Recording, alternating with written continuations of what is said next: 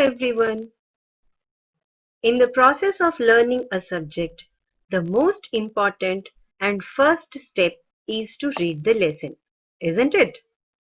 In school, teacher makes us to read the lesson once before explaining. But at home, for the students who find it difficult to read the lesson and for the differently abled, we are introducing audio textbooks. These will help you to listen and read the lesson while going through the text. Our state government has provided us with PDF of the textbooks. So let us start reading the lessons. The first lesson in English subject of class 6 is Peace and Harmony. Let us start reading the lesson. Once upon a time, in a very thick forest, there lived many animals, birds, snakes and insects. They all lived together happily. They roamed about the jungle and played together in the open fields without any fear. The peacocks were very proud of their dances, but admired the melodious songs of the cuckoos. The elephants enjoyed watching the fish swimming in the pool. The pythons, which were blessed with long bodies, spoke well of the fine fur of the flat-footed rabbits. The tiny ants, which were always busy, tickled the dark buffaloes. They often held musical evenings in a large open field. The elephant and the deer danced. The miners and the parrots sang. The tiger and the bear exhibited gymnastics. They called the moon and his friends, the stars, to be the guests of honor at their musical evenings. One day, a jackal entered the forest. He was dirty, dangerous, and very cunning too. He told the elephants, "You are the biggest animals in the forest. Why do you want to play with the squirrels and the rabbits?" He poisoned the minds of the peacocks, saying, "You are the loveliest birds in the forest. Why do you want to praise the mynas?" The jackal then approached the deer and whispered that the tiger was waiting for a chance to kill them. Gradually, all the animals began suspecting one another. Earlier, they had lived together, slept together, and roamed around the forest together. Now they started to put up boundaries and build fences around their properties. They moved about individually or with their own group. Now it was easy for the jackal to hunt the smaller animals and the birds. And when the smaller ones cried out for help, no one came to help them. One by one, the little ones disappeared. The forest slept as the animals were afraid. There were no more musical evenings. The moon was sad. He cried. The moon thought for a while and decided to come down among the animals and the birds as a sadhu. As soon as the sadhu appeared in the forest, the animals and the birds approached him to narrate their tales of woe. They cried, sobbed, and blamed each other for disturbing the peace in the forest, and the sadhu listened to them. The sadhu brought together the lions and the rabbits for a common meal. He visited the python and the viper and had a long chat with them. He advised the eagle not to attack the little chicks that had lost their mother.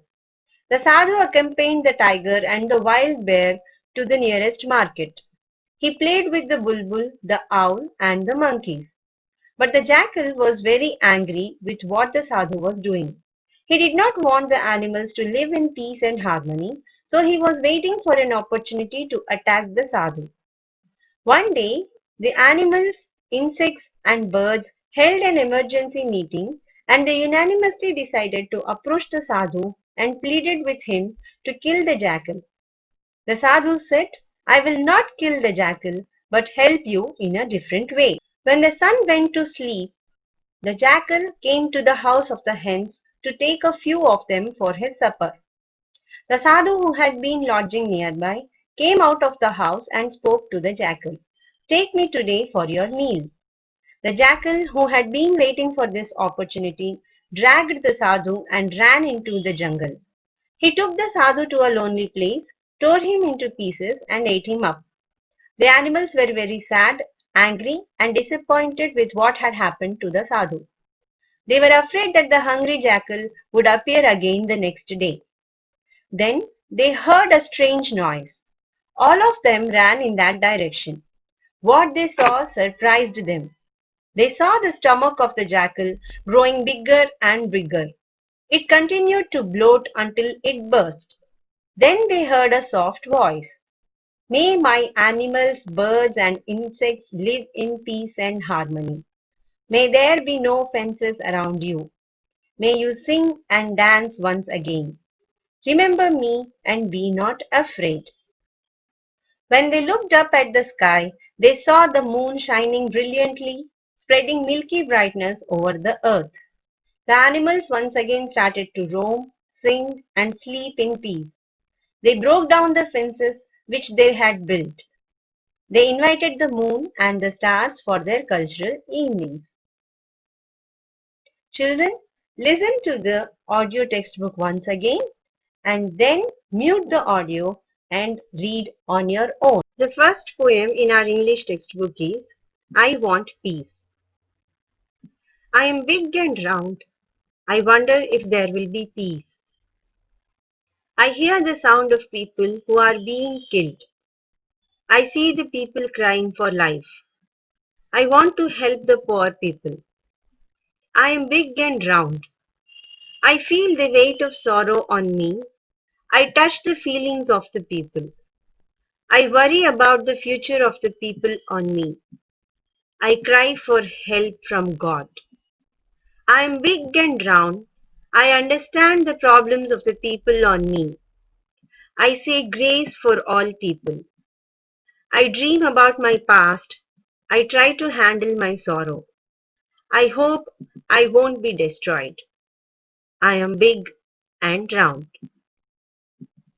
Listen to the poem once again, children, and then read it on your own. So, in the extensive reading, we have this lesson Grand Contest in the Forest. Let's start reading. The animals, birds, and trees were excited. They began to prepare for the great day when they would give their best to the great one, except the little grey squirrel. There was excitement in the air. There was going to be a grand contest.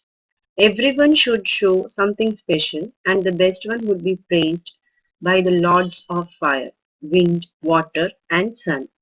The animals and trees began preparations.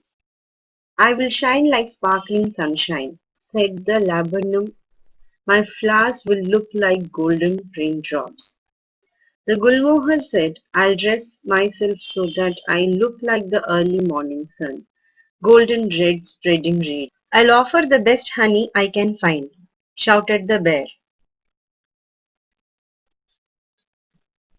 The elephant said, I'll get the best fruit, so fresh it would still be on the branches, and lay them at her feet. Everyone had something beautiful or wonderful to offer on the great day. Everyone except a little grey squirrel who talked sadly to himself. What does a little grey squirrel with black stripes have to offer? The Palash said, the forest will be ablaze with my beauty. Though late, I'll save some flowers. And though early, I'll make some flowers bloom, snapped the Gulmohar. The beautiful trees and creatures had started competing and fighting. My mangoes are ready, announced the mango tree. The peacock said, emeralds and turquoises are my feathers. The lark trilled, I'll sing a song beautiful and moving. The dove cooed, saying the great one would love her soft notes. Gifts and beauty abound, thought the squirrel in despair. He thought and thought, but I'll do what I can do best, he decided. He found hollow branches and filled them with as many nuts and seeds of different trees as he could find. The next day everyone was ready. The great one came. The air became soft and balmy. The streams tinkled as they tumbled over little rocks. Great one, here is my gift, said each, laying gifts at her feet. After everyone had given their gifts, the great one looked at the little grey squirrel and asked, Little one, why are you quiet? I have nothing grand to offer you. I don't glow or sing, but what I have, I give with my heart. And he scampered away. He returned dragging his dry branches. The great one looked grave. I see beauty in form and sound. All waited holding their breath. But the prize goes to the grey squirrel. For I can use the seeds and sow them. New life will burst forth. Trees will bear more fruit. It is a gift not only for today, but also for all our tomorrows. The creatures then marveled, saying, "How foolish we were to think only of the present." Three cheers for the little squirrel. You